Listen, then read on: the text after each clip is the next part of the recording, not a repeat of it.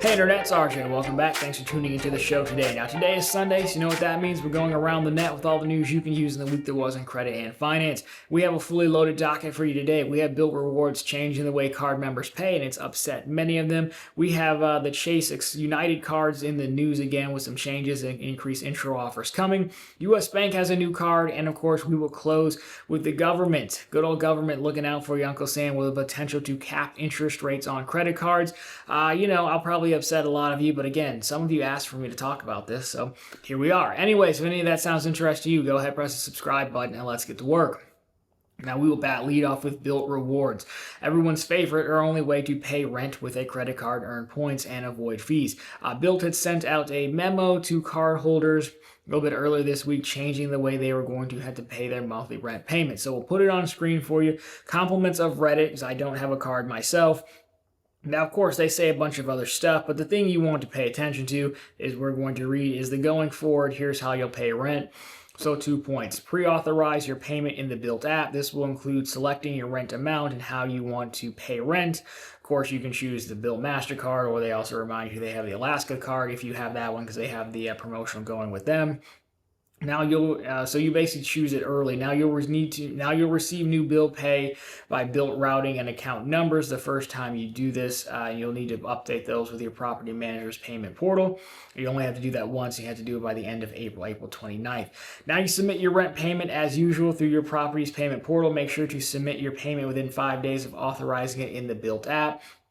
So, that to me, what I think they're doing is the reason folks are upset from what I can tell, and I've never used the service. From what I can tell is it sounds like it breaks auto pay and gives you a thing to do every month, right? So you've got to go into the BILT app, you've got to pre-authorize the payment, and then go make the payment in your payment process, property manager's, portal, if that's the way it works. Some people send checks, what have you, but still, that seems kind of annoying. People are upset because I've got to go in every time and then I've got, 5 days to do it. Most of the time your rent itself is going to be a fixed cost, but sometimes they might loop in, utilities, for example, in your rent payment, right? So that would make it a variable deal, versus just having it, auto pull out, right? Which would be the easy way to do it. So it's always pulling out the exact amount. You don't have to line it up, get that amount right, that whole deal. So I can definitely see why folks are upset. BILT's kind of, they did come out with an updated FAQ, but from the Reddit chain, I can't really get a straight answer on what's actually happening. Folks have asked customer service directly, does this break auto pay? Yes or no? And customer service does what customer service does, and they won't really give a direct answer. Someone says one thing, someone says another. So this unfortunately seems like we're gonna have to wait and see, or see till they issue a much more refined or fixed FAQ. I would guess it might even be out by the time of taping, but folks are not happy about that. I can totally see why. BILT, I think they're trying to build it as this is a BILT pay service, and this is part of the changes. Presumably, as they say, these account routing numbers will only work for rent payments. That means maybe they're starting to lay the groundwork for paying mortgages later. Just if you want to set up auto pay with your mortgage, you also have to provide an account routing number too. So they did throw that in there. Hey, don't try to put it anywhere else, but at the same time, we know they want to go after mortgages next. So could be that, not really sure. Folks aren't happy. Let us know down below how this impacts you or what BILT's been telling you if you followed up with them. So if that doesn't make you happy, well, maybe some elevated card offers and rumors will, specifically for the Chase United line to start. So these came out, put these under the fact that, sometimes credit card page, one of them is a credit card page leak. The other one is to a memo for bankers, so we at least know it's coming. So we will start with the Chase United Explorer card first. And this one, again, the memo came to the good doctors. Chase sent out a memo to bankers with news of changes. So this is going to start March 23rd, which is technically the day today when you're watching this live, but it's Sunday and the banks are closed. So really, Monday, the 24th. But anyhow, what you care about is the annual fee increase from $95 to $150. The fee is waived for the first year, both under the old offer and the new offer, and then your intro offer is going to jump to 80,000 miles after spending $3,000. The old offer was 50 grand, and we've never seen it higher than 70, as he notes. So, we don't really know a lot about what's going to come in this card. You're going to get some. I would assume they're going to do something, but since the annual fee is reportedly going to be currently waived and going to be waived in the future, I don't think there's a reason to rush out right now. Again, if you're watching this Sunday, then they might be live on their website already, but I think you're fine to wait. I don't think you're going to miss out here on locking in a lower annual fee, especially given that the points are going to be higher. Now, the one we do know a little bit about is its big brother or cousin, however you want to look at it, the Chase United Business Card, also getting a refresh. So this one was kind of published. I think this was a published page earlier, then it got rolled back. So this one, what the good doctor said was annual fee hike from $99 to $150. You're going to $125 United flight credit after 5 flights instead of $100 credit after 7 flights. So that's improvement. New intro offer $125K over the current $100K. New credits $25 fare lot credits, $100 hotel credit, $100 ride share, $50 car rental, $100 JSX. I don't know what that is, and $120 Instacart credit. So there you go. I mean, this one's largely dependent, as you'd imagine, on how these credits work. They're $100, so it could easily be increments of $25 per quarter. That would be very annoying. If it's $100 for a hotel, you can just use it all in one go. That would probably be fine. It's a little annoying, sure, but it's also very easy enough to take out. Something like a $50 car rental credit, I would imagine, is not a quarterly credit. The rideshare credit's probably $25 a quarter, I would imagine. Instacart the same way. So that's what I'm going to guess they are, but of course we'll see, or by the time we're watching, you'll know, and I could be totally wrong, or I was right. We'll see. So there you go. But if you don't like that and makes you angry, you want to take something out, well, then consider taking out your age on Citi, because another rumor, a lot of rumors in the card game today. Citi could be discontinuing the Rewards Plus credit card. Again, from Reddit, the good place for our credit cards. The Citi Rewards Plus will be no longer available for applications in a few days. Who knows what a few days is? This was posted March 15th. They also indicated that the card will be discontinued for good, and the card, of course, they launched back in 2019. So the real reason, is that this card has like the 10% extra rebate on your first 100K of thank you points redeemed for it. Which isn't bad at all. You only earn a ton of, if you earn a ton of thank you points, it's not bad. So again, it's a rumor. Who the heck really knows? Citi Rewards Plus to me isn't necessarily like a card to run out and snap up because of this. If you earn a ton of thank you points, like if you're really hard into the Citi ecosystem, then I think it could be worth having for that extra rebate. But for me, people ask me about it. It's not that I don't like it. It's just I don't earn enough thank you points to make it worth it, really. So I've never gotten it. I mean, eventually I would, but it's just never move that high up the priority list for me. So something else while we're on the priority list that is not going to move up the priority list is US Bank with this offering, which actually isn't that bad. But as we did talk about in the middle of our Smartly rant last week, US Bank, as our good insider told us, they were also going to rebrand their Platinum card to the Shield card, and they've done that now. So if we take a look at this, moving right along, you can see you have the Shield card, updated design. People said they don't like the design. I don't hate it. Kind of because like US Bank's, the logo is sort of like a shield of sorts. So I don't hate it. But there you go. What you're going to get is the US Bank Shield Visa card. No annual fee, as you would have imagined. Multipliers, kind of sort of. 4x back on prepaid air, hotel, and car reservations booked directly in the reward center. Benefits: earn a $20 annual statement credit for 11 consecutive months of purchases. And then your intro offer is going to be a 0% APR on purchases and balance transfers for the first 24 billing cycles, which isn't bad. There's a note that the balance transfer fee is 5%, which is a little bit high. Normally they're around 3%. I mean, it would be great if, they just waive the balance transfer fee as part of the intro offer. But, look, if you needed, to carry a balance or something, then these cards aren't that bad. So I assume this is a combination between not so much a secured card, which they do have, but a credit builder potentially, plus a 0% APR card, which is not a bad tool to have. I think cards like this often get crushed by people who are never going to apply to them anyways. If you just keep it in context of, sometimes getting 24 months 0% APR is a really good tool, and that alone is a solid intro offer. Well, then this could be an option for you. Balance transfer, I'd look around though. 5% is a little bit rough. The last thing is, U.S. Bank's also known for issuing very low credit limits, even to well-qualified people. So who's to say you could actually take full advantage of this 0%, APR? You might end up getting stuck with like a $500 limit, which is a total possibility. You would assume they would tweak their approval ratings or approval metrics based on the type of product, but who's really to say? So there you go. Now we move on to our government portion. That is a warning to all you folks out there. Now, some people get upset, but this is our government portion. Sometimes the government does encroach into our space in two factors. The first one is going to be the Discover Capital One merger. Now, all of a sudden, the Department of Justice has concerns about it. Seems suspicious when I tell you the second half of the story. Guess who's suing Capital One? So first of all, if we take a look at this, this is from Seeking Alpha. I just pulled out the quote here. The Department of Justice staff has come to the conclusion that the planned purchase of Discover Financial would harm competition in the subprime sector, according to traders who cited a Capital Forum report that circulated on Monday. Finding is part of a draft report the agency is preparing to give to the Federal Reserve and the Office of the Comptroller of the Currency about the combination. Of course, Capital One trying to buy Discover, and they think, hey, you're going to remove competition. It's just funny we haven't heard about that, and it's seemingly there was a little bit of a delay, but it wasn't anything crazy, just taking longer to get approvals, and all of a sudden they have concerns. And it's also interesting because we assume, the last administration was not super merger friendly, and we thought this one would be merger friendly, and now all of a sudden, again, there's concern. So we'll see the full report, when it comes out. This is more so rumor. It's probably true, but it's more so of a rumor. So why the cynicism? Well, this is going to be funny. Banking Drive has another story out.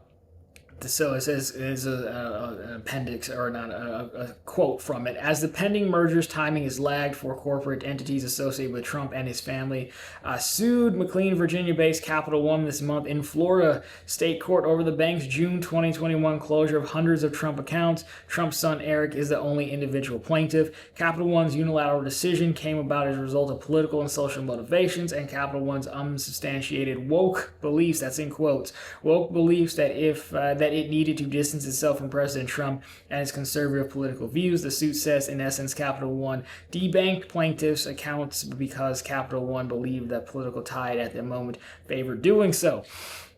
So yes, it's not too hard to draw the thought that, well, wow, all of a sudden the Department of Justice is concerned about this, and wouldn't you know it, you're suing Capital One. The funny part to me is that, this sounds like something someone would submit a CFPB complaint for.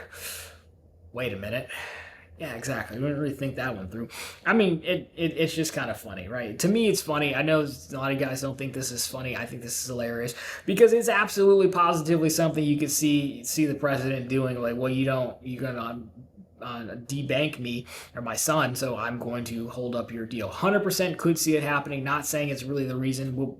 Someone will probably figure out if this is the real reason or not. It's the kind of the problem when you're known for liking to talk. Eventually, you're going to tell somebody. I would imagine. So there you go. We'll keep an eye on both of those. Now, that might upset you about him, but what could make you happy potentially, I know it's going to upset some of you, but we're back to talking about the banks for our last story. Banks having to cap, or the government wanting to cap interest rates on credit cards. Now, this was a bill, I believe, started by Bernie Sanders back in the day. It's now picked up. We'll put it on screen for you, but it's back again. To talk about, and Trump was behind it. He made it, I wouldn't say like a staple of his campaign, but he definitely did talk about it. So this is Ocasio-Cortez, Luna introduced bill to cap credit card interest rates at 10%. So again, let's see. So one is, it's important to note that I believe you've got a Republican and a Democrat on this as well. But credit cards with high interest rates regularly trap working people in endless cycles of debt. At a time when families are struggling to make ends meet, we cannot allow big banks to shake down our communities for profit. During this campaign, President Trump pledged to cap credit card interest rates at 10%. We're making that pledge more than a talking point by introducing legislation to protect the working people. It is bipartisan, which is interesting. So there you go. This is one of those prime times where we're going to advocate for whatever benefits us. Whether you're Republican or Democrat, it's largely irrelevant. It's just if you have credit card interest and you're struggling to get out of it, well, then you're for this. If you don't, well, like me, then you're like, man, this seems silly. It seems silly for two reasons, and this is probably the part where we're going to differ greatly. And I welcome the comments, I really do. But two things. One, the government sometimes, as we've seen, is well-intentioned but not well thought out. An example of this would be when they went to the legacy automakers and like, hey, you guys, you got to get the weight of these cars down. It's gonna be better for the environment, better for gas mileage, all that. And they say, oh, okay, and then they take out your spare tire and your tire iron and your jack, and now you've got to buy run flats. Don't really work that well, or cans of Fix-A-Flat doesn't really work that well. Well intentioned, not fully thought out, because not only the car prices didn't change, tire prices didn't change, gas prices didn't change, but now I have less stuff, and like if my car gets a flat tire, it's more difficult to deal with and more expensive because now I have to get towed usually, or you can build a spare tire kit yourself. Obviously, trucks still come with this stuff, but like cars, even SUVs sometimes, don't. So that's what I mean. What I mean by this is, you could go to the banks and you can say, hey, look, you got to cap the rates. And then I don't think they're considering what the banks would have to do in, response to that, which could be any number of things to immediately lowering credit limits. Because again, interest rates are used just to make money, but helps also to offset risk, right? It's, risk reward at its core. And even if you're walking around with an 850 credit score, the minute you swipe your card, you become a risk to Bank of America or Citi, because even if you've, again, perfect credit, you can still get hit by a bus or a meteor. We'll knock on wood for everybody. And then the bank's just out that. I mean, sure, we can talk about the estate and this, that, and the other, but, that happens, they're just out the money. So there's always risk associated with it. They're going to have to de-risk somehow. They could stop lending to certain groups of people, certain areas. They could strengthen, make their vitals more stringent that you have to do to get approved. That would seem like it would really upset the Democrats, and they would come back hollering about people being unbanked and underserved, but they're the same people who would pay credit card interest likely. So it's this vicious circle. So that's number one. I just don't think it's really well thought out. The other part would be that, they say the banks are making money off of people, but banks are for-profit things. They're not here to just hand out money and loans for free. Like they have shareholders, they have earnings calls, they're trying to make money. And I don't know that we should be setting precedent where we just show up and tell companies how they should and shouldn't make money within reason, right? Within the confines of the law, right? And granted, I know they're trying to change the law, but still, like it's kind of their core business of lending money and setting the markets. And no one makes you choose a credit card. It's a choice to apply for a credit card. It's a choice to use a credit card. It's a choice to not pay it back. So I really understand the problem here. I understand the problem. I don't understand why we need to be involved. Now, this would just be for 5 years. Well, you can read the whole bill, but I think it would. They propose 5 years, basically just let people get out from under it, maybe. So who knows what the banks would really do? Would they do any of that? Would they just take the hit? Would they peel back credit card rewards? Would they shove the fees somewhere else? Probably yes to all those. All those are on the table. We just don't really know how they would respond. This isn't so much about credit card rewards, but that's what we talk about here. So I'm going to imagine, your rewards could potentially take a hit. I mean, we talked about smartly last week getting sidelined, and that's like with for banker applications, right? Presumably because they're spending too much money on it. So I don't know. I just don't feel like we really need to be involved in this as a government. It just all seems like a series of personal choices. And the last thing I'll say, because the defense is always, well, no one tells you about how interest rates work. You know what also no one ever tells you about? Pokemon. And how many of the original 151 Pokemon do you think you could name? Because I could, if you showed me the little poster with all the outlines of them, I think I could get all 151. And no one ever sat down and told you Pokemon. Maybe you weren't a 90s kid, but you get the point I'm trying to make. We've proven time and time again that we will go learn, we will self-educate, we will seek out knowledge about things we want to. And we are more than capable of learning about things we want to. And, that argument now they don't teach us kind of applies to everything. They don't teach you about anything. And, no one tells you how insurance works or necessarily how banking works or how to do simple repairs or things that, people used to teach back in the day, like that home ec stuff. So, I don't think that argument is as strong as it used to be given the access to information that we have. And we've shown the ability to learn and retain great amounts of information about largely irrelevant stuff like Pokemon. I don't know why I picked that. I just picked it for an example. So anyways, not a huge fan. Just don't think it's necessary. But again, we're going to advocate for whatever, we benefits us, and that's what we probably should do, and I understand it. So there you go. I'll turn it over to you. Sound off down below. I feel like the comments should be a lively place this Sunday. But either way, if you liked it, drop me a thumbs up down below. If you find it particularly interesting, consider subscribing to the channels. We are posting content just like this every single week. And of course, right back here every Sunday with all the news you can use in the week that was in credit and finance. And of course, every single day over on ProfitableContent.com, which is the channel's blog. Always linked down below for you and on the channel homepage, where we have the latest news stories, credit card offers, and bank promotions while they last, at least. Anyways, that'll do it for this one. As always, thank you so much for watching. I'll talk to you very soon in the next one.